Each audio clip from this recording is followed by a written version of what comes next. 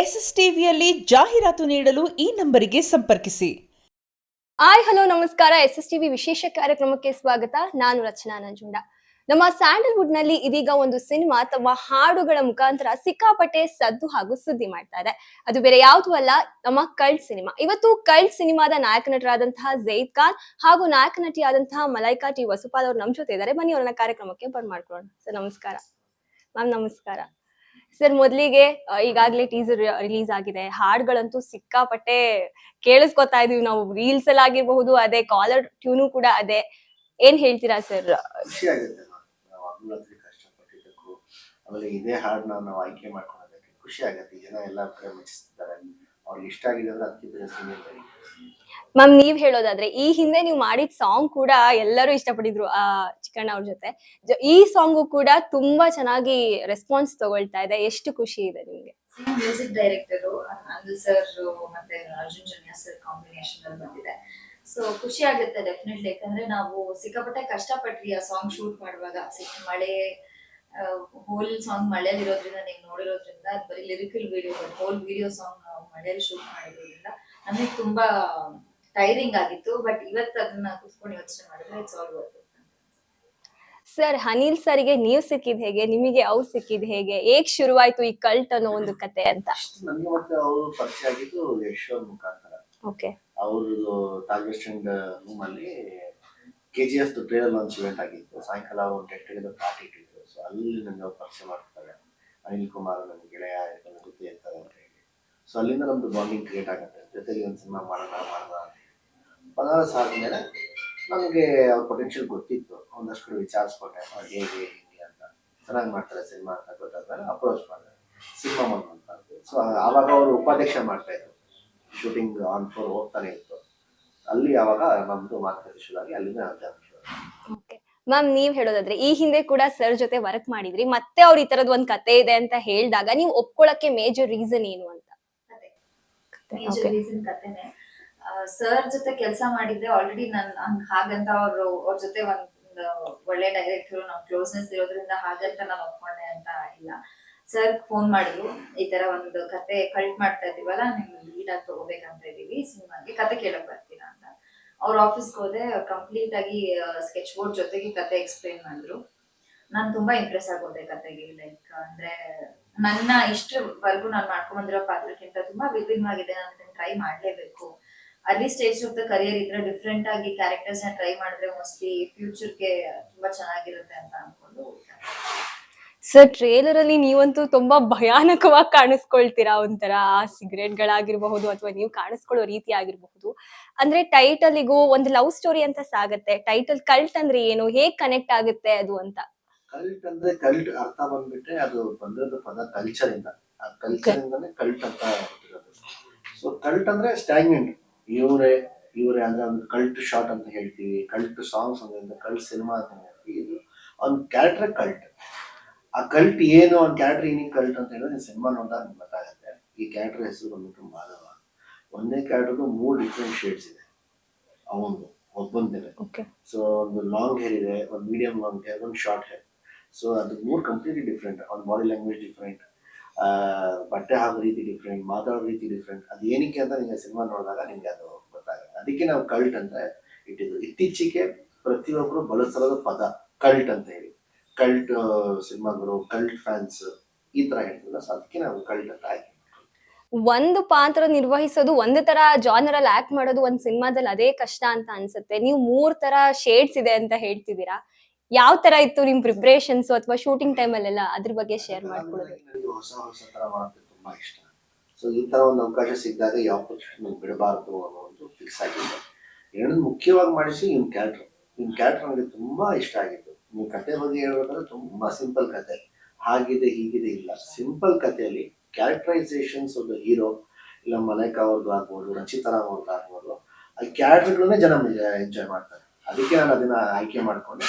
Plus preparations of course ಈಗ ಮೂರು ಬೇರೆ ತರ ಇರೋದ್ರಿಂದ ನಾನು ಒಂದಷ್ಟು ಪ್ರಾಕ್ಟೀಸ್ ನಾನು ಮಾಡ್ಕೊಂಡೆ. ಅದೆಲ್ಲ ಏನು ವರ್ಕೌಟ್ ಮಾಡ್ಕೊಂಡಿದ್ದೀನಿ.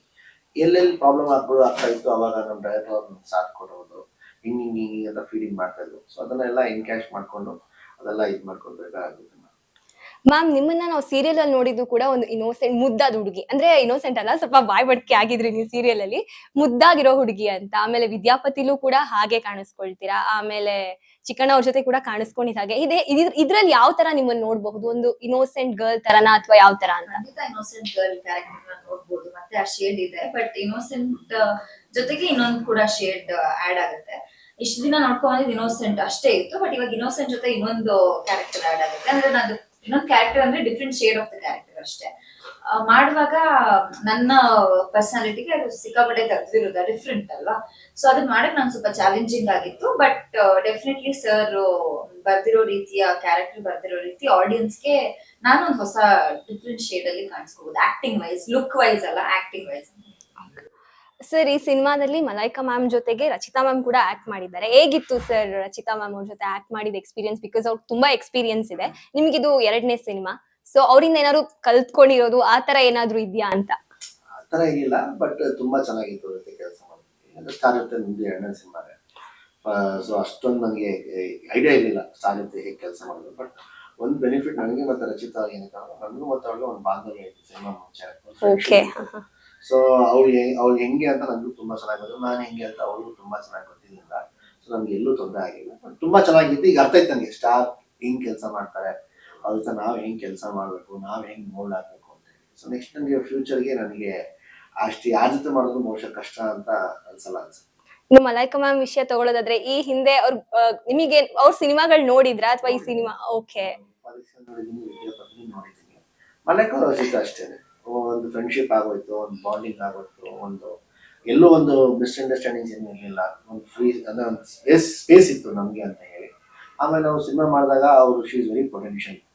ಆಮೇಲೆ ಅವರು ಎಕ್ಸ್ಪೀರಿಯನ್ಸ್ ಅಂದ್ರೆ ಅವ್ರ ಹಿಸ್ಟ್ರಿ ತಗೊಂಡು ಅವ್ರು ಸೀರಿಯಲ್ ಇಂದ ಬಂದಿರೋದ್ರಿಂದ ಅವ್ರಿಗೆ ಈ ಸಿನಿಮಾ ಇನ್ಮೇಲೆ ಹಿಂಗೆ ಅವ್ರಿಗೆ ಅಷ್ಟೇ ಟಕ್ ಅಂತ ಮುಗಿಸ್ತಾರೆ. ಅಲ್ಲಿ 7-8 ಪೇಜ್ ಡೈಲಾಗ್ಗಳನ್ನ ಹೇಳ್ತಾರಂತೆ, ಇದು ಯಾವ್ದು ಹೊರಟಿತ್ತು. ಸೊ ನನಗೂ ಅವ್ರ ಜೊತೆ ಇನ್ನು ಕಷ್ಟ ಆಗಿಲ್ಲ, ತುಂಬಾ ಚೆನ್ನಾಗಿತ್ತು ಅವ್ರಿಗೆ. ಮ್ಯಾಮ್ ಸೀರಿಯಲ್ ಇಂದ ಬರೋದು ಸಿನಿಮಾ ಇಂಡಸ್ಟ್ರಿಗೆ ಅಥವಾ ಹಾಗೆ ಡೈರೆಕ್ಟ್ ಆಗಿ ಸಿನಿಮಾ ಇಂಡಸ್ಟ್ರಿಗೆ ಬರೋದು, ಅಂದ್ರೆ ಬೆನಿಫಿಟ್ ಇದೆಯಾ ಸೀರಿಯಲ್ ಅಲ್ಲಿ ಮಾಡೋದ್ರೆ? ಏನಾದ್ರು ಟೇಕ್ ಅವೇ ಇದ್ರತಾ ಅಥವಾ ಇಲ್ಲ ಇದೇ ಕಂಪ್ಲೀಟ್ಲಿ ಡಿಫ್ರೆನ್ಸ್, ಸಿನಿಮಾನೇ ಕಂಪ್ಲೀಟ್ಲಿ ಡಿಫ್ರೆಂಟ್ ಆ ತರ ಏನಾದ್ರು ಇದೆಯಾ? ಡೆಫಿನೆಟ್ಲಿ ತುಂಬಾ ಡಿಫ್ರೆನ್ಸ್ ಇದೆ. ನನಗೆ ಗೊತ್ತಿಲ್ಲ ಸಿನಿಮಾ ಡೈರೆಕ್ಟ್ ಹೋದವ್ರಿಗೆ ಅವ್ರಿಗೆ ಹೇಗೆ ಅನ್ಸುತ್ತೆ ಅಂತ. ಬಟ್ ನನಗೆ ಒಳ್ಳೇದಾಯ್ತು ಅಂತ ಅನ್ಸುತ್ತೆ. ನಾನು ಸೀರಿಯಲ್ ಇಂದ ಸಿನಿಮಾಗೆ ಜಂಪ್ ಆಗಿದ್ದು ಏನಕ್ಕೆ ಒಳ್ಳೆ, ಸೀರಿಯಲ್ ಇಂದ ಬಂದಿದ್ದು ಏನಕ್ಕೆ ಒಳ್ಳೇದಾಯ್ತು ಅಂದ್ರೆ, ನಾವು ತುಂಬಾ ವಿಷಯದಲ್ಲಿ ಡಿಸಿಪ್ಲಿನ್ ಕಲಿತೀವಿ.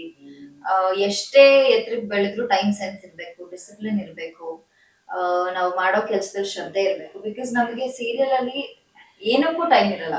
ಬೆಳಿಗ್ಗೆ 5 ಗಂಟೆಗೆ ಸ್ಟಾರ್ಟ್ ಮಾಡಿದ್ರೆ ರಾತ್ರಿ 10 ಗಂಟೆವರೆಗೂ ಇದೇ ರೀತಿ ತಿಂಗಳಲ್ಲಿ 20 ದಿನ ಇದನ್ನೇ ಕಂಟಿನ್ಯೂಸ್ ಆಗಿ ನಾವು ಮಾಡ್ತೀವಿ. ಎಷ್ಟೋ ಒಂದ್ 2 ವರ್ಷ ನಾನು ತಿಂಡಿನೇ ತಿಂತಾ ಇರಲಿಲ್ಲ. ಶಾರ್ಟ್ ರೆಡಿ ಅಂದ್ರೆ ಫಸ್ಟ್ ಹೀರೋಯಿನ್ ರೆಡಿ ಇರ್ಬೇಕಿತ್ತು. ಎಲ್ಲರೂ ಆಮೇಲೆ ಬರೋರು, ಫಸ್ಟ್ ಹೀರೋಯಿನ್ ಅವ್ರ ಕಾಸ್ಟ್ಯೂಮ್ ರೆಡಿ ಇರ್ಬೇಕು, ಅವ್ರ ಮೇಕಪ್ ಆಗ್ಬೇಕು. ಸೊ 8 o'clock ಫಸ್ಟ್ ಶಾರ್ಟ್ ನಾನು ರೆಡಿ ಇರ್ತಾ ಇದ್ದೆ. ಸೊ ಅದು ನನಗೆ ಇಲ್ಲಿ ಡೈರೆಕ್ಟರ್ ಹತ್ರ ಅಯ್ಯೋ ಲೇಟ್ ಹೀರೋಯಿನ್, ಅಯ್ಯೋ ತುಂಬಾ ವೇಟ್ ಮಾಡಿಸ್ತಾರೆ, ಟ್ಯಾಂಟ್ರಮ್ ಕೊಡ್ತಾರೆ ಅಂತ ಇದು ಕಂಪ್ಲೇಂಟ್ಸ್ ನನ್ ಮೇಲೆ ಸರ್ ಬರ್ಲಿಲ್ಲ. ದ ಓನ್ಲಿ ರೀಸನ್ ನಾನು ಅದಕ್ಕೆ ಕ್ರೆಡಿಟ್ ಕೊಡೋದು ಸೀರಿಯಲ್.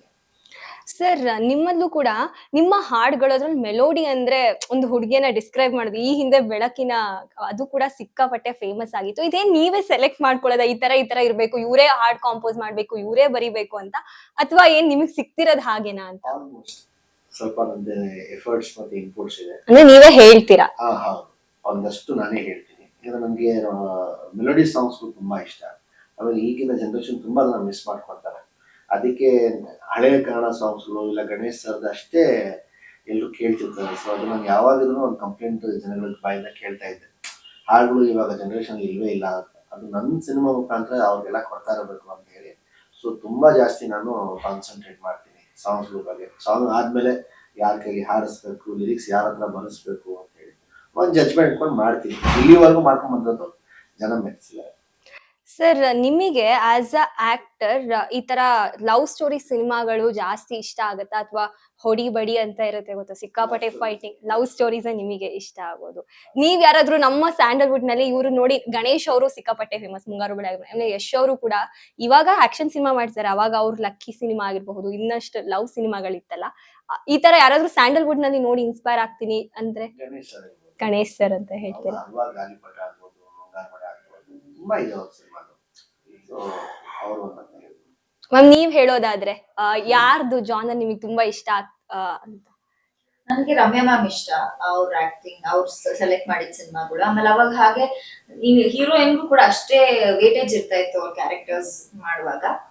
ಆಮೇಲೆ ನನ್ಗೆ ರೀಸೆಂಟ್ ಆಗಿ ಅಂದ್ರೆ ಇಷ್ಟ ಅಂದ್ರೆ ರಾಧಿಕಾ ಪಂಡಿತ್ ಅವ್ರ ಸಿನಿಮಾಗಳು. ಆಮೇಲೆ ಅವರು ಕೊಟ್ಟಿರೋ ಕ್ಲೀನ್ ಸಿನಿಮಾಗಳು, ತುಂಬಾ ಇಂಟಿಮೆಸಿ ಇಲ್ಲ, ಬೋಲ್ಡ್ನೆಸ್ ಇಲ್ಲ, ಕ್ಯೂಟ್ ಆಗಿರೋ ಲವ್ ಸ್ಟೋರೀಸ್, ಪರ್ಫಾರ್ಮೆನ್ಸ್ ಜಾಸ್ತಿ. ಇವಾಗ ಅವ್ರ ಸಿನಿಮಾ ನೀವು ಆ, ಅಜಯ್ ರಾವ್ ಸರ್ ಜೊತೆ ಒಂದ್ ಸಿನಿಮಾ ಮಾಡಿದ್ರು, ಎಷ್ಟು ಪರ್ಫಾರ್ಮೆನ್ಸ್ ಇದೆ ಅಂದ್ರೆ ಅಂದ್ರೆ ಅವ್ರ ಆ ಫ್ರಸ್ಟ್ರೇಷನ್ ನ, ಲವರ್ ಫ್ರಸ್ಟ್ರೇಷನ್ ನ ಅವ್ರು ಎಷ್ಟು ಚೆನ್ನಾಗಿ ಅದನ್ನ ತೋರಿಸಿದಾರೆ ಅಂದ್ರೆ, ಮಳೆಯಲ್ಲಿ ಅದೊಂದ್ ಸೀನ್ ಇದೆ ನನ್ಗೆ ತುಂಬಾ ಇಷ್ಟ. ಅವರು ಮತ್ತೆ ಅಜಯ್ ಎಷ್ಟೇ ಇವಳು ಹುಡುಗಿ ಅದವಳು ಬೈತಾ ಇದ್ರೆ ಆ ಹುಡುಗ ಏನಂದ್ರೂ ಅವಳನ್ನ ಬಿಟ್ಟೋಗಲ್ಲ. ಆ ಸೀನ್ ನ ರಾಧಿಕಾ ಪಂಡಿತ್ ಎಷ್ಟು ಚೆನ್ನಾಗಿ ಮಾಡಿದ್ದಾರೆ. ಅದೆಲ್ಲ ನನ್ಗೆ ಇನ್ಸ್ಪಿರೇಷನ್ ಅಂತ. ನಿಮ್ಗೂ ಕೂಡ ಅವ್ರ ತರಾನೇ ಕತೆಗಳ ಆಯ್ಕೆ ಮಾಡ್ಕೊಂಡು ಸಿನಿಮಾ ಮಾಡ್ಬೇಕು ಅಂತ. ಸರ್, ಇನ್ನು ಡೈರೆಕ್ಟರ್ ಸರ್ ಬಗ್ಗೆ ಹೇಳೋದಾದ್ರೆ ಅವ್ರ ಜೊತೆ ಹೇಗಿತ್ತು ವರ್ಕ್ ಎಕ್ಸ್ಪೀರಿಯನ್ಸ್? ಅವ್ರು ಯಾವ ತರ ಅಂದ್ರೆ ತುಂಬಾ ಸ್ಟ್ರಿಕ್ಟ್ ಡೈರೆಕ್ಟರ್ ಅಥವಾ ಏನಾದ್ರು ಶಾರ್ಟ್ ಓಕೆ ಆಗ್ಲಿಲ್ಲ ಆದ್ರೆ ಕಾಮ್ ಆಗಿ ಹೇಳ್ಕೊಡ್ತಿದ್ರ ಹೆಂಗೆ ಅಂತ? ಅವ್ರು ತುಂಬಾ ಕಾಮ್. ಎಲ್ಲಿ ಕೂಗ್ಬೇಕು ಅಲ್ಲಿ ಕೂಗ್ತಾರ, ನಮ್ಗೆ ಕೂಗಲ್ಲ, ಬೇರೆಯವ್ರು ಕೂಗ್ತಾರ ನಾವು ಅರ್ಥ ಮಾಡ್ಕೊಂಡು ಅಲರ್ಟ್ ಸೈನ್ ನಮ್ಗೆ ಅಂತ ಹೇಳಿ. ಆಮೇಲೆ ನನ್ಗೆ ಅವ್ರ ಜೊತೆ ತುಂಬಾ ಕಂಫರ್ಟ್ ಝೋನ್ ಇತ್ತು. ಎಲ್ಲೂ ಸಹ ಅವ್ರು ನನಗೆ ಹೀರೋ, ನಾನು ಡೈರೆಕ್ಟರ್ ಅಂತ ಯಾವತ್ತೂ ಬಿಹೇವ್ ಮಾಡಿಲ್ಲ. ಅವರು ಅಣ್ಣನ ತರಾನೇ ಟ್ರೀಟ್ ಮಾಡಿ, ಅವರು ಅಣ್ಣನ ತರಾನೇ ಇರ್ತಿದ್ರು, ನನ್ಗೆ ತಮ್ಮನ ತರಾನೇ ಟ್ರೀಟ್ ಮಾಡ್ತಾ ಇದ್ರು. ಸೊ ಅದೆಲ್ಲೂ ಅವ್ರ ಬಗ್ಗೆ ಕಷ್ಟ ಅಂತ ನನ್ಗೆ ಅನಿಸ್ಲಿಲ್ಲ. ಆಮೇಲೆ ಅವ್ರಿಗೆ ತುಂಬಾ ಪೊಟೆನ್ಷಿಯಲ್ ಇದೆ ಸಿನಿಮಾ ಫೀಲ್ಡ್ ಅಲ್ಲಿ. ಅಂದ್ರೆ ಅವ್ರಿಗಿರೋ ಟ್ಯಾಲೆಂಟ್ ಇರೋದು. ಈಗ ಸಾಂಗ್ಸ್ ನೀವು ಎಷ್ಟು ಹಾಡುಗಳು ಕೇಳಿದ್ರ ಅದೆಲ್ಲ ಹಾಡು ಕೂಡ ಅವರೇ ಬರ್ತಿರೋದು. ಸೊ ಅದನ್ನ ಇವತ್ತವರೆಗೂ ಎಲ್ಲೂ ಅವ್ರು ಪೋಟ್ರೆ ಮಾಡ್ಕೊಂಡಿಲ್ಲ. ಎಲ್ಲ ಡಾಮಿನೇಟ್ ಮಾಡ್ಕೊಂತಿಲ್ಲ. ಅಂದ್ರೆ ನಂದೇ ಸಿನಿಮಾ, ನಾನೇ ಡೈರೆಕ್ಟರ್, ನಾನೇ ಎಲ್ಲ ಮಾಡಿದ್ರೆ ಚೆನ್ನಾಗಿರಲ್ಲ, ಬೇರೆಯವ್ರಿಗೆ ಅವಕಾಶ ಕೊಡಬೇಕು ಅಂತ ಅವ್ರ ಅನಿಸಿಕೆ. ಈ ಸಿನಿಮಾದಲ್ಲಿ ಅವ್ರು ತುಂಬಾ ಹಿಂಸೆ ಮಾಡ್ತಿಲ್ಲ, ನೀವೇ ಬರೀರಿ, ಚೆನ್ನಾಗಿರುತ್ತೆ, ನೀವು ಚೆನ್ನಾಗಿ ಬರೀತೀರಾ ಅಂತ ಹೇಳಿ. ಸೊ ಈ ತರ ಒಂದಲ್ಲ ಒಂದು ಟ್ಯಾಲೆಂಟ್ ಬಂತು. ಬಟ್ ಈ ಸಿನಿಮಾಯಿಂದ ಅವ್ರ ಟ್ಯಾಲೆಂಟ್ ನ ಶೋಕೇಸ್ ಮಾಡ್ಕೊಂಡ್ರೆ. Sir, acting is my cup of tea. ನನಗೆ ಆಕ್ಟಿಂಗ್ ಮೇಲೆ ಇಂಟ್ರೆಸ್ಟ್ ಇದೆ ಅಂತ ನಿಮಗೆ ಗೊತ್ತಾಗಿದ್ ಯಾವಾಗ? Because you come from a political family. ಅಂದ್ರೆ ಯೂಶಲಿ ಇರುತ್ತಲ್ಲ, ಅಪ್ಪ ಅದನ್ನ ಮಾಡ್ತಿದ್ರೆ ನಮಿಗೂ ಅದ್ರ ಮೇಲೆ ಇಂಟ್ರೆಸ್ಟ್ ಬರುತ್ತೆ. ಹಾಗೆ ಅಮ್ಮ ನೋಡಿ, ಆಕ್ಟಿಂಗ್ ಮಾಡ್ತೀನಿ ಮಾಡುವುದೆಲ್ಲ ನಾನು ತಲೆಯಿಲ್ಲ. ನಾನು ಸ್ಟಾರ್ ಆಗ್ತೀನಿ, ಅದಿತ್ತು. ಅದಕ್ಕೆ ಏನ್ ಬೇಕಾದ್ರೂ ಮಾಡಕ್ ನಾನು ಸಿದ್ಧ. ನಂಗೆ ನನ್ನ ಮೇಲೆ ಕಾನ್ಫಿಡೆನ್ಸ್ ಇತ್ತು. ನಾನು ಒಂದ್ಸತಿ ಹಠ ಇಟ್ಕೊಂಡ್ಬಿಟ್ರೆ ಅಂದ್ರೆ ಯಾವಾಗ ಸರ್ ಈ ತರ ನಿಮ್ಗೆ ಒಂದು ಐಡಿಯಾ ಬಂದಿತ್ತು? ಚಿಕ್ಕ ವಯಸ್ಸಲ್ಲೇ ಬಂದಿತ್ತು? Okay. Second standard third standard ಅವಾಗಿಂದ ಹುಚ್ಚುತನ ಇತ್ತು. ನಾನು ಸ್ಟಾರ್ ಆಗ್ಬೇಕು ಅಂತ ಹೇಳಿ. ಅವಾಗ ಕ್ಲಾಸಲ್ಲಿ ಯಾರೇ ಕೇಳಿದ್ರು ನೀವ್ ಏನ್ ಆಗ್ತೀರಾ ಅಂದ್ರೆ ನಾನು ಆಕ್ಟರ್ ಆಗೋದು, ನನ್ಗೆ ಎಜುಕೇಶನ್ ಬೇಕಾಗಿಲ್ಲ. ಆ ಮೈಂಡ್ ಸೆಟ್ ಆವತ್ತಿಂದ ನಾನು ತಲೆ ಅಂದ್ರೆ ನಿಮ್ ಫ್ಯಾಮಿಲಿ ಕೂಡ ಅದಕ್ಕೆ ಪ್ರೋತ್ಸಾಹ ಕೊಡ್ತಾ ಇದ್ರು? ಅವ್ರೇನು ಇದನ್ನೇ ಮಾಡ್ಬೇಕು ಅಂತ ಏನ್ ಹೇಳಿಲ್ಲ? ನನ್ನ ಫ್ಯಾಮಿಲಿಯಲ್ಲಿ ಯಾರು ಪ್ರೋತ್ಸಾಹ ಕೊಡಲ್ಲ, ಕೊಡ್ತಾನೂ ಇಲ್ಲ, ಅವ್ರಿಗೆ ಯಾರಿಗೂ ಇಷ್ಟನೂ ಇಲ್ಲ. ಬಟ್ ಅವ್ರ ಹಂಗಂದ್ರೆ ಅವ್ರ ಅಪೋಸಿಟ್ ಅಲ್ಲೇ ನೀವು ಮಾಡ್ಕೊಂಡು ಹೋಗ್ತಾ ಇದ್ದೀರಾ. ಓಕೆ. ನೀವ್ ಹೇಳೋದಾದ್ರೆ ಸರ್ ಜೊತೆ ವರ್ಕ್ ಮಾಡಿದ ಎಕ್ಸ್ಪೀರಿಯನ್ಸ್ ಯಾವ ತರ ಇತ್ತು? ಯಾಕಂದ್ರೆ ಗೊತ್ತಿರುತ್ತೆ ಸರ್ ಆಲ್ರೆಡಿ ನೇಮ್ ಫೇಮ್ ಇದೆ, ಬಿಕಾಸ್ ಅವ್ರಪ್ಪ ಪೊಲಿಟಿಷಿಯನ್. ಒಂದ್ ಇಮ್ಯಾಜಿನೇಷನ್ ಇರುತ್ತಲ್ಲ, ಹಿಂಗ್ ಇರಬಹುದು ಇವ್ರು ಅಂತ ಹೇಳಿ. ಸೊ ನಿಮ್ಮ ಇಮ್ಯಾಜಿನೇಷನ್ ಯಾವ ತರ ಇತ್ತು? ಅದೇ ತರ ಇದ್ರ ಅಥವಾ ಹೇಗೆ ಅಂತ? ಅಂದ್ರೆ ಮುಂಚೆನೆ ಜಡ್ಜ್ ಮಾಡೋದ್ ಕಷ್ಟ ಆಗೋಗುತ್ತೆ. ಸೊ ಅದಕ್ಕೆ ನಾನು ಏನ್ ಅನ್ಕೊಂಡಿದ್ದೆ ಅಂದ್ರೆ, ಎಷ್ಟು ನನ್ ಕೆಲಸ ಏನಿರುತ್ತೆ ಅದ್ ಮಾಡ್ಬೇಕು. ನಂಗೆ ಗೊತ್ತಿಲ್ಲ, I was not aware of. ನಾನ್ ಬನಾರಸ್ ನೋಡಿರ್ಲಿಲ್ಲ. ನಾನ್ ಸಿನಿಮಾ ಒಪ್ಕೊಂಡಾದ್ಮೇಲೆ ನಾನ್ ಬನಾರಸ್ ನೋಡಿದ್ದು, ನಿಜವಾಗ್ಲೂ ಹೇಳ್ಬೇಕಂದ್ರೆ. ಸೊ ನೋಡಾದ್ಮೇಲೆ, ಸಿನಿಮಾ ಒಪ್ಕೊಂಡಾದ್ಮೇಲೆ, ಆ ಸಿನಿಮಾ ನೋಡಿದ್ಮೇಲೆ ಅರ್ಥ ಆಯ್ತು, ಓಕೆ ತುಂಬಾ ಚೆನ್ನಾಗಿ ಆಕ್ಟ್ ಮಾಡ್ತಾರೆ ಇವರು ಅಂತ. ಅವಾಗ ಓಕೆ ಚೆನ್ನಾಗಿ ಮಾಡ್ತಾರೆ, ಒಂದ್ ಫಸ್ಟ್ ಸಿನಿಮಾಗೆ ತುಂಬಾ ಚೆನ್ನಾಗಿ ಮಾಡಿದ್ದಾರೆ ಅಂತ ಅನ್ಸ್ತು. ಬಟ್ ಅವ್ರ ಜೊತೆ ಟ್ರಾವೆಲ್ ಮಾಡಕ್ ಸ್ಟಾರ್ಟ್ ಮಾಡಿದ್ಮೇಲೆ ಅರ್ಥ ಆಯ್ತು, ನನ್ ವೇವ್ ಲೆಂತ್ಗೆ ತುಂಬಾ ಮ್ಯಾಚ್ ಆಗ್ತಾರೆ. ಇವಾಗ ಅವ್ರು ಏನ್ ಹೇಳಿದ್ರು, ಸ್ಕೂಲಿಂದ ನಾನು ಸ್ಟಾರ್ ಆಗ್ಬೇಕಂತ ಅನ್ಕೊಂಡಿದ್ದೆ. ನಾನ್ ಚಿಕ್ಕವಳಿಂದ ನನ್ಗೆ ಇದ್ದಿದ್ ಒಂದೇ ಒಂದ್ ಗುರಿ ಅಂದ್ರೆ ಹೀರೋಯಿನ್ ಆಗ್ಬೇಕು. ನನ್ಗೆ ಯಾವ ಗುರಿನೂ ಇರ್ಲಿಲ್ಲ. ಓದಿದ್ದು ಎಲ್ಲ ನನ್ನ ತಂದೆ ತಾಯಿಗೋಸ್ಕರ. ಅವ್ರು ಓದ್ಬೇಕು, ಇಲ್ಲ ಡಿಗ್ರಿ ಮುಗಿಸ್ಲೇಬೇಕು, ನೀನು ಓದ್ಲೇಬೇಕು ಅನ್ನೋ ಒಂದು ಹೇಳಿದಕ್ಕೋಸ್ಕರ ನಾನು ಓದಿದ್ದು ಹೊರತು ನನ್ಗೇನ್ ಇಷ್ಟ ಇರಲಿಲ್ಲ ಓದ್ಬೇಕಂತ. But I was good at studies. So ಆ ತರ ವೇವ್ ಲೆಂತ್ ಮ್ಯಾಚ್ ಆಗುತ್ತೆ. And is very dedicated, hard work. ಆಮೇಲೆ ಅನಿಲ್ ಸರ್ ಹೇಗಂದ್ರೆ, ಅವ್ರಿಗೆ ತುಂಬಾ ಪ್ಯಾಷನೇಟ್ ಆಗಿರೋ ಪರ್ಫಾರ್ಮರ್ಸ್ ಬೇಕು. ಅವ್ರು ಅದನ್ನೇ ಹುಡ್ಕೋದು. ಅವ್ರ ಕೈಯಲ್ಲಿ ಯಾರಾದ್ರೂ ಕೆಲಸ ಮಾಡಿದ್ರೆ actually they'll B the very luckiest hero heroine ಅಂತ ಅನ್ಸುತ್ತೆ. ಬಿಕಾಸ್ ಅವ್ರು ತುಂಬಾ ಚೆನ್ನಾಗಿ ಮೋಲ್ಡ್ ಮಾಡ್ತಾರೆ. ಹಾಗೆ ನನ್ನನ್ನ ಇರ್ಬೋದು, ಅವ್ರನ್ನ ಇರ್ಬೋದು, ಅವ್ರು ಮೋಲ್ಡ್ ಮಾಡಕ್ಕಿಂತ ಮುಂಚೆ ನಾವೇ ಕೇಳ್ತೀವಿ, ಸರ್ ಇದು ಈ ತರ ಮಾಡ್ಬೇಕಾ, ಆ ತರ ಮಾಡ್ಬೇಕಾ, ಓಕೆನಾ ಅಂತ. ಸೊ ಆ ತರ ಅರ್ಜುನ್ ನಾನು ನೋಡಿದ್ದು ಜೈದಲ್ಲಿ. Is very capable. ನಮ್ಮಮ್ಮ ಫಸ್ಟ್ ಕಾಂಪ್ಲಿಮೆಂಟ್ ನನಗ್ ಕೊಡಲ್ಲ, ಅವ್ನಿಗೆ ಕೊಡೋದು ಪ್ರತಿ ಸತಿ. When she sees him on screen, ತುಂಬಾ ಚೆನ್ನಾಗಿ ಮಾನಿಟರ್ ಅಲ್ಲಿ ನಮ್ಮಮ್ಮ ಯಾವಾಗ್ಲೂ ನನ್ನ ಜೊತೆ ಶೂಟಿಂಗ್ ಅಲ್ಲಿ ಇದ್ದಾಗ ಯಾವಾಗ್ಲೂ ಹೇಳೋದು, ತುಂಬಾ ಚೆನ್ನಾಗಿ ಕಾಣಿಸ್ತಾರೆ ಅವ್ರ ಸ್ಕ್ರೀನ್ ಮೇಲೆ, ತುಂಬಾ ಚೆನ್ನಾಗಿ ಡೈಲಾಗ್ ಡೆಲಿವರಿ ಇದೆ. ನಮಗೆಲ್ಲ ಕನ್ನಡ ಸ್ಪಷ್ಟತೆ ಇದೆ, ಅವ್ರಿಗೆ ಇರ್ಲಿಲ್ಲ. ಬಟ್ ಅವ್ರು ಅದನ್ನ ಅಭ್ಯಾಸ ಮಾಡ್ಕೊಂಡು ಕನ್ನಡ ಡೈಲಾಗ್ಸ್ ನ ಕಲ್ತ್ಕೊಂಡು ಅವರೇ ಡಬ್ಬಿಂಗ್ ಕೂಡ ಮಾಡಿರೋದು ಸಿನಿಮಾಗೆ. So it takes lot of guts. Sir ಈಗ ಏನಂದ್ರೆ ಕನ್ಸ್ ಕಾಣಬಹುದು, ಎಲ್ಲರೂ ಕೂಡ ಹೀರೋ ಆಗ್ಬೇಕು ಅಂತ ಅನ್ಕೊಳ್ತಾರೆ. ನಿಮ್ಮನ್ನ ನೋಡಿದಾಗೂ ಕೂಡ ಇವ್ರೇನ್ ಬಿಡು ಈಸಿಯಾಗಿ ಆಗಿರ್ತಾರೆ ಅಂತ. ಬಟ್ ಅದು ಸ್ಟ್ರಗಲ್ ಏನಿರುತ್ತೆ ನಿಮಗ್ ಮಾತ್ರ ಗೊತ್ತು. ಬಿಕಾಸ್ ನಾವು ಸಿನಿಮಾ ನೋಡ್ದಾಗೆ ಅಲ್ಲಿ ತುಂಬಾ ಹಾರ್ಡ್ ವರ್ಕ್ ಕಾಣಿಸುತ್ತೆ. ನೀವು ಅಲ್ಲಿ ಫೈಟ್ ಅಲ್ಲಿ ಆಗಿರಬಹುದು ಅಥವಾ ಸೀನ್ಸ್ ಅಲ್ಲೆಲ್ಲ. ನೀವ್ ಹೇಳೋದಾದ್ರೆ ಈ ಜರ್ನಿ ಹೇಗಿತ್ತು ಸರ್? ಈಸಿನಾ ಒಂದು ಹೀರೋ ಆಗ್ಬೇಕು ಅಂದ್ರೆ ಅದು ಈಸಿನಾ ಅಂತ? ಹೀರೋ ಆಗೋದು ಈಸಿ, ಸ್ಟಾರ್ ಆಗ್ಬೇಕು ಅಂದ್ರೆ ಕಷ್ಟ. ಅದ್ ಹೆಂಗೆ ಅಂತ ಆದ್ರೆ ಎಲ್ಲೋ ಒಂದ್ ಕಡೆ ಅವಕಾಶ ಸಿಕ್ಬಿಡುತ್ತೆ, ಇಲ್ಲ ನಾವೇ ಪ್ರಯತ್ನ ಪಟ್ವಿ, ಎಲ್ಲೋ ಒಂದ್ ಕಡೆ ಏನೋ ಒಂದು ಮಾಡ್ಲೇಬೇಕು ಅಂತ ಹಠ ಕೂತ್ಕೊಂಡ್ರೆ ಏನೋ ಒಂದ್ ಪಾತ್ರ ಸಿಕ್ಬಿಡುತ್ತೆ, ಮಾಡ್ಬಿಡ್ತೀವಿ. But what's next? Family friends ಎಲ್ಲ ಕೇಳ್ತೀವಿ, ನೆಕ್ಸ್ಟ್ ಏನ್ ಮಾಡ್ತಿದ್ಯಪ್ಪ ನೀನು, ಏನಾದ್ರು ಆಗ್ತಿದ್ಯಾ ಅಂತ. ಆ ಡಿಪ್ರೆಷನ್ ಮಾಡಿದ್ಯಲ್ಲ, ಅದಕ್ಕೆ ಹಲವಾರು ಆರ್ಟಿಸ್ಟ್ಗಳು ಡಿಪ್ರೆಷನ್ಗೆ ಹೋಗ್ತಾರೆ ಇದೇ ಕಾರಣಗಳಿಂದ. ಅಲ್ಲಿ ಮನೇಲಿ ಇಲ್ಲ ಅಂತ ಹೇಳಕ್ಕಾಗಲ್ಲ, ಮರ್ಯಾದೆ ಪ್ರಶ್ನೆ. ಹೊರಗಡೆ ಫ್ರೆಂಡ್ಸ್ ಎಲ್ಲ ಸಿಕ್ಕಿದಾಗ ಹಿಂಗೆ ಅಂದ್ರೆ ಸ್ಟ್ಯಾಂಡರ್ಡ್ ವೇ ಅಲ್ಲಿ ಇರಬೇಕು, ನಾವು ಚೆನ್ನಾಗಿದ್ದೀವಿ ಅಂತಾನೆ ಹೇಳ್ಕೊಂಡು ತೋರ್ಸ್ಕೊಂಡು ಓಡಾಡ್ತಾ ಇರಬೇಕು. ಸೊ ಅದು ತುಂಬಾ ಕಷ್ಟ. ನಾನು ಯೂತ್ಸ್ ಬಗ್ಗೆ ಹೇಳ್ತದ್ದು. ಈಗ ನನ್ನ ಬಗ್ಗೆ ಹೇಳ್ಬೇಕಂದ್ರೆ ನನ್ನ ಜರ್ನಿ ತುಂಬಾ ಬೇರೆ ತಾನೆ ಇತ್ತು. ನನ್ನ ಫ್ಯಾಮಿಲಿ ಸಪೋರ್ಟ್ ಇಲ್ಲ ನನಗೆ, ಇವತ್ತುವರೆಗೂ ಇಲ್ಲ. ಶಾಕ್ ಆಗ್ತಿದೆ ಸರ್, ಫ್ಯಾಮಿಲಿ ಸಪೋರ್ಟ್ ಇಲ್ಲ ಅಂತ ಹೇಳಿದ್ರೆ. ಬಿಕಾಸ್ ಯೂಶಲಿ ಸಪೋರ್ಟ್ ಮಾಡ್ತಾರೆ ಎಲ್ಲರೂ. ಬಿಕಾಸ್ ನಮ್ಮ ಫ್ಯಾಮಿಲಿಗೆ ಇಷ್ಟ ಇಲ್ಲ. ಓಕೆ, ಏನ್ ಮಾಡ್ಲಿ, ನಾನು ನೀವು ಇಷ್ಟು ಶಾಕ್ ಆಗ್ತಿದ್ರೆ ನನ್ನ ತಾಯಿನ ಇವತ್ತವರೆಗೂ ಸಿನಿಮಾ ನೋಡಿಲ್ಲ. ಅಂದ್ರೆ ನಿಮ್ ಬನಾರಸ್ ಸಿನಿಮಾ ಹೌದು, ಯೂಶಲಿ ಮಕ್ಳನ್ ಸ್ಕ್ರೀನ್ ಮೇಲೆ ನೋಡ್ಬೇಕಂದ್ರೆ ಸೆಲೆಬ್ರೇಟ್ ಮಾಡ್ತಾರೆ ಯಾವ್ದು. ಫ್ಯಾಮಿಲಿಗೆ ಇಷ್ಟ ಇರಲಿಲ್ಲ ನಾನು ಇಂಡಸ್ಟ್ರಿಗೆ ಬರೋದು, ನಾನು ಹೀರೋ ಆಗೋದು. ಬಟ್ ನೀವು ಚೆನ್ನಾಗಿ ಪರ್ಫಾರ್ಮ್ ಮಾಡಿದಿರಲ್ಲ ಬನಾರಸ್ ಅಲ್ಲಿ ಕೂಡ. ನಿಮ್ಗೆ ಒಳ್ಳೆ ಮಾಡಿದೀಯಮ್ಮ, ಜನ ಹೇಳ್ತಾರೆ, ನೀವ್ ಹೇಳ್ತಿದ್ದೀರಾ, ಅದು ನಮ್ಮ ತಂದೆ ತಾಯಿ ಅದಕ್ಕೆ ಈಗೂ ತಗೊಳಲ್ಲ. ಓ ಅವ್ರಿಗದು 1% ಇಷ್ಟ ಇಲ್ಲ. ಅಂದ್ರೆ ಸಿನಿಮಾ ಫೀಲ್ಡ್ ಇಷ್ಟ ಇಲ್ಲ. ಸಿನಿಮಾ ಫೀಲ್ ಇಷ್ಟ ಇಲ್ಲ, ಬೇಡ ಅಂತ ಇದೆ. ಆಮೇಲೆ ರಾಜಕೀಯಕ್ಕೆ ಬರ್ಬೇಕು ಅಂತ ಏನು ಇದಿಲ್ಲ. ರಾಜಕೀಯ ಬೇಡ, ಸಿನಿಮಾ ಫೀಲ್ಡ್ ಬೇಡ, ಬಿಸ್ನೆಸ್ ಮನೆಗೆ ಆರಾಮಾಗಿ ಒಂದು ಕಾಮನ್ ಮ್ಯಾನ್ ಆಗಿ ಇರೋ ಅಂತ ಹೇಳ್ಬಿಟ್ಟು ಅವ್ರ ಆಸೆ ಇದ್ದಿದ್ದು. ಬಟ್ ನನಗೆ ಅದು ಹಂಗೆ ಬರ್ತಿದ್ದು, ನನಗೆ ಕೈಯಲ್ಲಿ ಆಗ್ತಾ ಇಲ್ಲ. ಸೊ ಫ್ಯಾಮಿಲಿ ಸಪೋರ್ಟ್ ಇಲ್ಲ, ಯಾರ್ದು ಸಪೋರ್ಟ್ ಇಲ್ಲದೆ ನಾನೇ ನಿಂತ್ಕೊಂಡು ನಾನು ಏನೊಂದು ಮಾಡ್ತೀನಿ ಅಂತ ಹೇಳಿ ಒಬ್ಬ ವ್ಯಕ್ತಿ ನಾನು ಫಸ್ಟ್ ಕೈ ಹಿಡಿದು ನನ್ನ ಮೊದಲನೇ ಪ್ರೊಡ್ಯೂಸರ್ ತಿಲಕ್ ರಾಜ್ ಬನಾರಸ್ ಪ್ರೊಡ್ಯೂಸರ್. ಅವ್ರು ನನಗೆ ಅಲ್ಲಿ ಒಂದು ಮನೆ ಮಾಡಿಕೊಟ್ರು ಬಾಂಬೆಯಲ್ಲಿ. ನನಗೆ ಆ್ಯಕ್ಟಿಂಗ್ ಕ್ಲಾಸಸ್ ಅಲ್ಲಿ ಹಾಕಿ ಅವರೇ ಪಾಪ ಅದನ್ನ ಪೇಮೆಂಟ್ ಅವರೇ ಮಾಡಿದ್ದು, ಅವ್ರ ಜೋಬಿದ್ದಾರೆ. ಅದೆಲ್ಲ ಅಲ್ಲಿಂದ ನನ್ನ ಕೈಯಲ್ಲಿ ನಡೆಸೋ ಸ್ಟಾರ್ಟ್ ಆಯಿತು. ಸೊ ಏನೇ ಇದ್ರು ಕೂಡ ನಾನೇ ನಿಂತು ಮುಂದೆ ಎಲ್ಲ ನಾವೇ ಮಾಡ್ತೀವಿ. Very shocking sir. ಈಗ ನೀವು ಸಿನಿಮಾ ಫೀಲ್ಡಿಗೆ ಬಂದಾದ್ಮೇಲೆ ಅಲ್ಲಿ ಫೈಟಿಂಗ್ ಗೆ ಪದೇ ಪದೇ ಪ್ರಾಕ್ಟೀಸ್ ಮಾಡೋದಾಗಿರ್ಬಹುದು, ಅಥವಾ ಡ್ಯಾನ್ಸ್ ಸೀನ್ಸ್ ಪದೇ ಪದೇ ಪ್ರಾಕ್ಟೀಸ್ ಮಾಡೋದಿರುತ್ತೆ. ಎಷ್ಟೊಂದ್ ಸತಿ ಸ್ಲೀಪ್ಲೆಸ್ ನೈಟ್ಸ್ ಇರುತ್ತೆ, ಟೈಮ್ ಸರಿಯಾಗಿ ಊಟ ಮಾಡಕ್ಕಾಗಲ್ಲ. ಅನ್ಸಿದ್ಯಾ ಯಾಕೆ ಬೇಕಿತ್ತು ನಾನು ಇಷ್ಟು ಆರಾಮಾಗಿದ್ದೆ ಅಂತ ಯಾವತ್ತಾದ್ರೂ ಅನ್ಸಿದ್ಯಾ? ಇದರಿಂದ ನಾವು ಕಷ್ಟಪಟ್ಟು ಇಷ್ಟಪಟ್ಟು ನಾವು ಈ ಫೀಲ್ಡ್ಗೆ ಬಂದಿರೋದ್ಮೇಲೆ ಅದೆಲ್ಲ ಯಾವುದು ಬರಲ್ಲ. ನನಗೆ ಕೆಲಸ ಇರಬೇಕು. ಆಮೇಲೆ ಸಿನಿಮಾ ಕೆಲಸ ಅಂದ್ರೆ ನಾನು ತುಂಬಾ ಖುಷಿಯಿಂದ ಮಾಡಿ. ಟಯರ್ಡ್ ಆಗುತ್ತೆ, 15 ನಿಮಿಷ ಸ್ವಲ್ಪ ಟಯರ್ಡ್ ಫೀಲ್ ಆಗುತ್ತೆ, ಹೋಗಿ ಮಲ್ಕೊಂಡ್ರೆ ಆಯ್ತು. ತುಂಬಾ ಸುಸ್ತಾಗತ್ತೆ, ಬೇಜಾರಾಗತ್ತೆ ಒಂದ್ಸತಿ ನಾವೇ ಅನ್ಕೊಂತೀವಿ. ಬಟ್ ಬೇಕು ಅಲ್ಲಿ ಗುರಿ, ಅದು ನನಗೆ ಅಷ್ಟು ದೂರ ಇರೋದ್ರಿಂದ ಅಲ್ಲಿಗೆ ಹೋಗ್ಬೇಕು ಅಂದ್ರೆ ಕಷ್ಟ ಶ್ರಮ ಎಲ್ಲ ಇದ್ದೇ ಇರುತ್ತೆ. ಇಲ್ಲಾಂದ್ರೆ ಆರಾಮಾಗಿ ಮನೇಲಿ ಕೂತ್ಕೊಂಡು ತಿನ್ಕೊಂಡು ಮೂವತ್ತು ಓಡಾಡ್ಕೊಂಡು ಇರ್ಬೋದು. ಅದು ಜೀವನ ಅಲ್ಲ ಅಂತ ನನ್ನ ಅನಿಸಿಕೆ. ಈಗ ಪ್ರಪಂಚದಲ್ಲಿ 100 ಜನ ದಿನಕ್ಕೆ ಹುಡ್ತಾರೆ, 100 ಜನ ತಿಳ್ಕೊಳ್ತಾರೆ. ಅದು ಯಾವ ಲೆಕ್ಕಕ್ಕೆ ಅವರು, ಯಾವ ಲೆಕ್ಕಕ್ಕೆ ಬರಲ್ಲ. ನಾನು ಆ ಲೆಕ್ಕಾಚಾರದಲ್ಲಿ ಸೇರ್ಬೇಕು ನಂಗೆ ಆಸೆ ಇಲ್ಲ.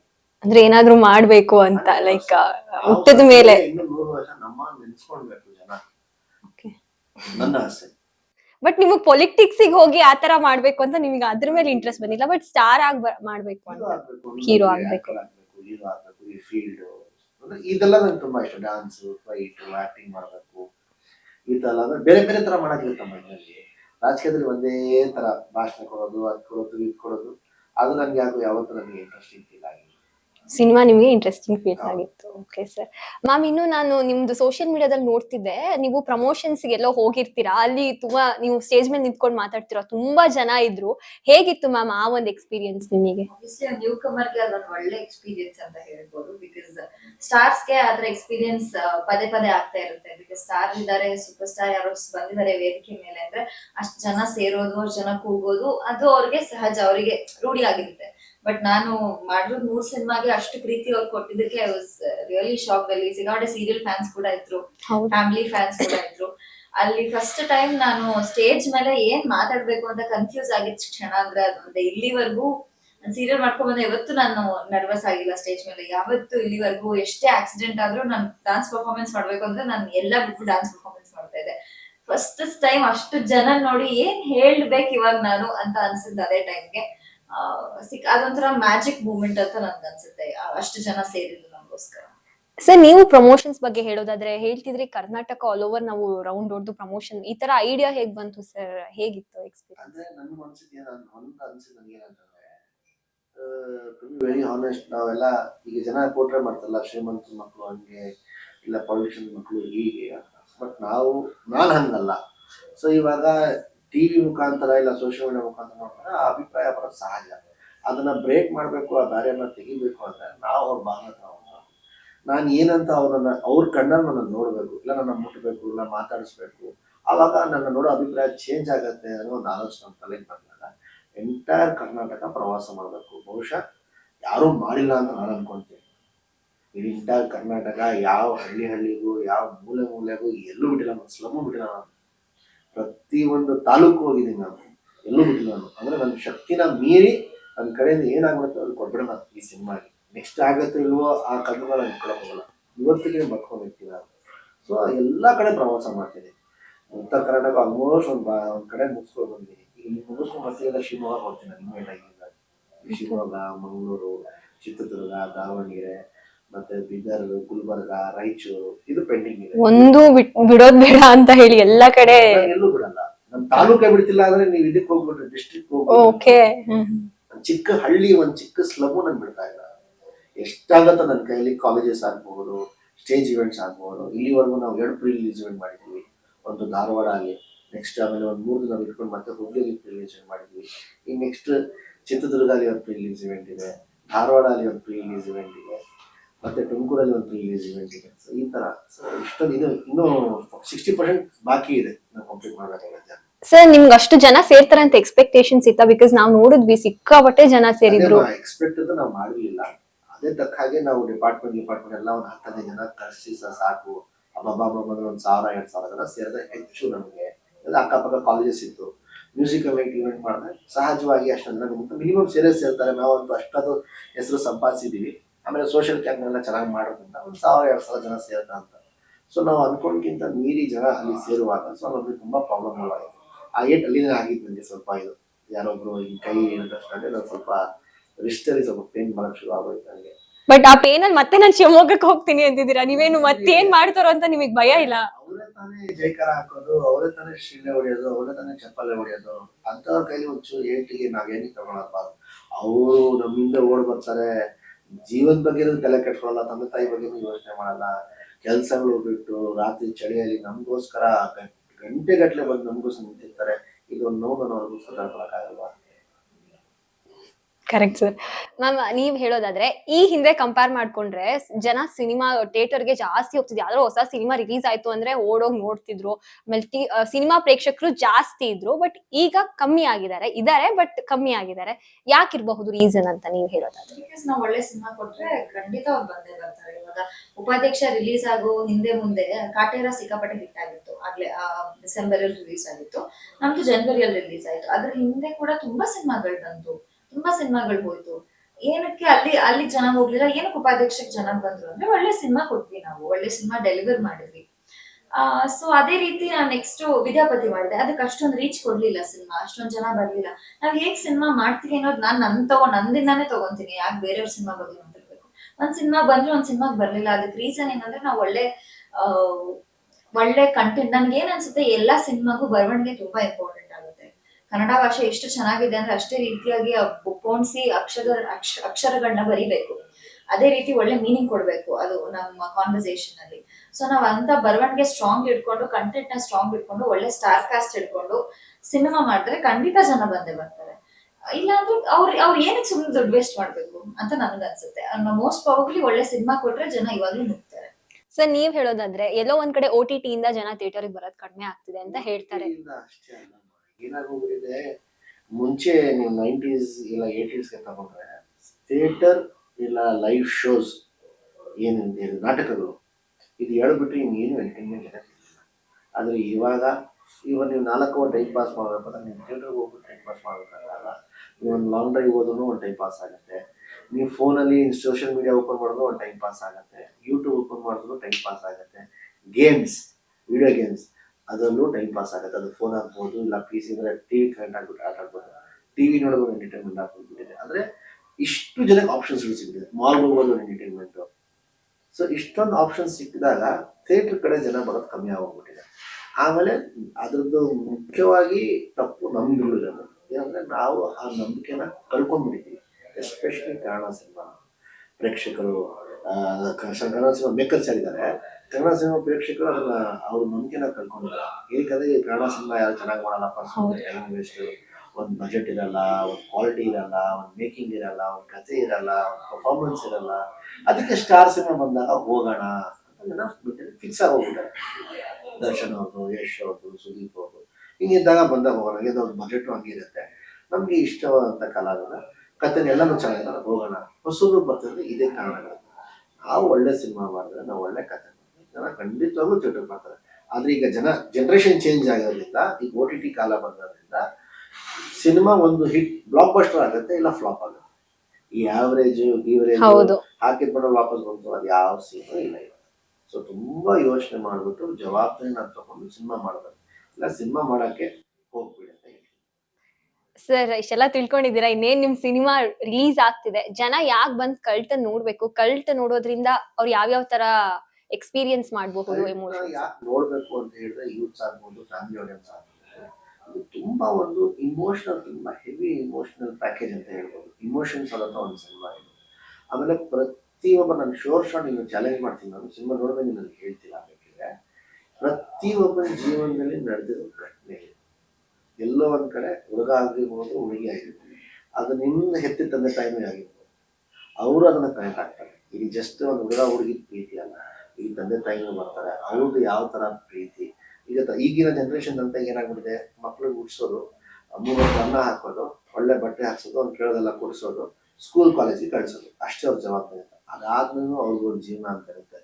ಆ ಕಡೆ ತಂದೆ ತಾಯಿ ಗಮನ ಕೊಡ್ತಾ ಇಲ್ಲ. ಅದು ಕೊಟ್ಟಿಲ್ಲ ಅಂದ್ರೆ ಏನಾಗುತ್ತೆ, ಕೊಟ್ಟರೆ ಏನಾಗತ್ತೆ ಅಂತ ಈ ತರ ಹಲವಾರು, ಈ ಒಂದೇಳಂತಲ್ಲ. ಸೊ ಇದೆಲ್ಲ ಫುಲ್ ಪ್ಯಾಕೇಜ್. ಕಮರ್ಷಿಯಲ್ ಫೈಟ್ಸ್ ಇದೆ, 3 ಕಮರ್ಷಿಯಲ್ ಫೈಟ್ಸ್ ಇದೆ, ಹಾಡುಗಳು ಎಲ್ಲಾ ಕಡೆ ಚೆನ್ನಾಗಿದೆ. ಇವಾಗ 1-2 ದಿನದಲ್ಲಿ ನಾನು ನಂದು ಮತ್ತೆ ರಚಿತಾರಾಮ್ ಅವರ ಒಂದು ಡ್ಯೂಯೆಟ್ ಸಾಂಗ್, ಓ ನಿಮ್ಮಿಬ್ರದ್ದು ಡ್ಯುಯೆಟ್ ಸಾಂಗ್ ಇದೆಯಾ? ಓಕೆ. ಅದು ನಾವು ಬಿಡುಗಡೆ ಮಾಡ್ತೀವಿ. ಸೊ ಈ ತರ ಹಲವಾರು ಎಲಿಮೆಂಟ್ಸ್ ಇದೆ.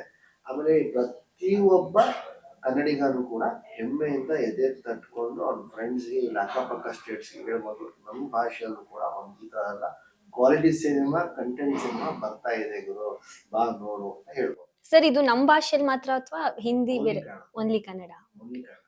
Okay sir. ಮ್ಯಾಮ್ ಇನ್ನು ನೀವ್ ಹೇಳೋದಾದ್ರೆ, ನಿಮ್ಮ 3ನೇ ಸಿನಿಮಾ ಇನ್ನೇನು ಬಿಡುಗಡೆ ಆಗ್ತಾ ಇದೆ, ಏನ್ ಹೇಳ್ತೀರಾ ಜನಕ್ಕೆ? ಇದು ಒಂಥರ ಅವ್ರು ಹೇಳಿದಾಗ ಎಮೋಷನಲ್ ಸಿನಿಮಾ. ನಾವು ಆಕ್ಚುಲಿ ಸಿನಿಮಾ ಏನಕ್ಕೆ ಮಾಡೋದು ಅಂದ್ರೆ ಎಂಟರ್ಟೈನ್ಮೆಂಟ್ ಗೋಸ್ಕರ ಮಾಡೋದು. ಸೊ ಆಬ್ವಿಯಸ್ಲಿ ಎಂಟರ್ಟೈನ್ಮೆಂಟ್ ಜನಕ್ಕೆ ಕೊಡ್ತೀವಿ. ಎಮೋಷನ್ಸ್ ಅಂದ್ರೆ ಬರೀ ದುಃಖ, ನೋವು ಅಷ್ಟೇ ಅಲ್ಲ, ಖುಷಿ ಇರ್ಬೋದು, ನಗು ಇರ್ಬೋದು, ಪ್ರತಿಯೊಂದು ಕೂಡ ಆಡ್ ಆಗಿದೆ. ಸೊ ಕೇಳ್ಕೊಳ್ಳೋದು ಇಷ್ಟೇ, ಅವ್ರು ಅಷ್ಟೊಂದು ಹೇಳಿದಾರೆ ಇವಾಗ ಸಿನಿಮಾ ಬಗ್ಗೆ. 23ಕ್ಕೆ ಸಿನಿಮಾ ಬಿಡುಗಡೆ ಆಗ್ತಾ ಇದೆ. ಹೊಸ ವರ್ಷಕ್ಕೆ ಹೊಸ ಸಿನಿಮಾ ಬರ್ತಾ ಇದೆ. ನಿಮ್ ಫ್ಯಾಮಿಲಿ ಜೊತೆ ಹೊಸ ವರ್ಷಕ್ಕೆ ಮೊದಲನೇ ಸಿನಿಮಾ ಕಲ್ಟ್ ನೋಡಿ ಅಂತ ನಾನು ಕೇಳ್ಕೊತೀನಿ. ಬಿಕಾಸ್ ಅಷ್ಟು ಚೆನ್ನಾಗಿದೆ. ನಿಮ್ಗೆ ಇವಾಗ ಅವ್ರ ಪೋಸ್ಟರ್ಸ್ ಎಲ್ಲ ನೋಡ್ಬಿಟ್ಟು ಅಯ್ಯೋ ಮಕ್ಳನ್ನ ಕರ್ಕೊಂಡು ಹೋಗ್ಬೋದಾ, ಫ್ಯಾಮಿಲಿನ ಕರ್ಕೊಂಡು ಹೋಗ್ಬೋದಾ ಅನ್ನೋ ಕ್ವಶನ್ ಇರ್ಬೋದು. ಬಟ್ ಅಯ್ಯೋ ಶಿವಮಿ ಸಾಂಗ್ ನೋಡಿದ್ರೆ ಗೊತ್ತಾಗುತ್ತೆ, ಎಲ್ಲಾ ತರ ಬ್ಲೆಂಡ್ ಇರೋ ಒಂದು ಸಿನಿಮಾ ಇದು. ಸೊ 23ಕ್ಕೆ ಸಿನಿಮಾ ಬಿಡುಗಡೆ ಆಗ್ತದೆ. ದಯವಿಟ್ಟು ಎಲ್ಲರೂ ಸಪೋರ್ಟ್ ಮಾಡಿ ಸಿನಿಮಾನ ನೋಡಿ. Thank you so much sir, thank you so much ma'am. All the best ಸಿನಿಮಾಗೆ. ಇದಿಷ್ಟು ಕಲ್ಟ್ ಸಿನಿಮಾದ ನಾಯಕ ನಟ ಹಾಗೂ ನಾಯಕ ನಟಿ ಮಾತಾಗಿತ್ತು. ಇದೇ ಜನವರಿ 23ನೇ ತಾರೀಕು ಕಲ್ಟ್ ಅನ್ನೋ ಸಿನಿಮಾ ನಿಮ್ಮ ಹತ್ತಿರದ ಚಿತ್ರಮಂದಿರಗಳಲ್ಲಿ ಬಿಡುಗಡೆ ಆಗ್ತದೆ. ಎಲ್ಲರೂ ಕೂಡ ಹೋಗಿ ಥಿಯೇಟರ್ ಅಲ್ಲಿ ಈ ಸಿನಿಮಾ ನೋಡಿ ಅಂತ ಹೇಳ್ತಾ, ಇದಾಗಿತ್ತು SSTVಯ ವಿಶೇಷ ಕಾರ್ಯಕ್ರಮ. ಮತ್ತಷ್ಟು ಅಪ್ಡೇಟ್ಸ್ ಗಾಗಿ ನೋಡ್ತಾ ಇರಿ SSTV.